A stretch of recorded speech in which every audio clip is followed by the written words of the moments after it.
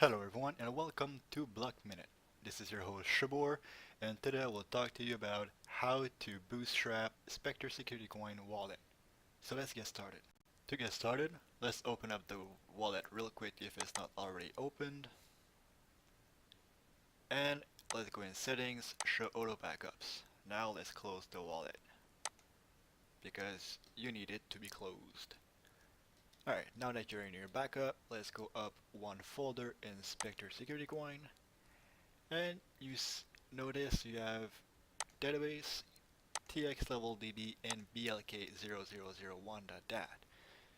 These are all the three files and file and folders that are used for the blockchain. So you can delete those. The Bootstrap also comes with a peers.dat file, so you can delete that. Alright, from here, there's a link in the description below. Copy it, or just click on it, and that will download the Bootstrap. So paste it. It's called Spectre Bootstrap Latest.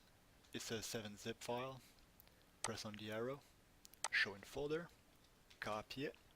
Now you can close this again. You can close your browser, come back in your SpectreSecurityCoin folder, and now paste it. From here, right click, 7-zip, extract here. Everything is here. The peers.dat file, blk, tx, and database all here. And that's all it takes. Now you can delete this, close this, open up the wallet, and it'll bring you up to the last block that was synchronized when I did the Bootstrap. That's it for today's video. Hit the like button if you liked it, hit subscribe if you want to see more videos, and I will see you in the next one.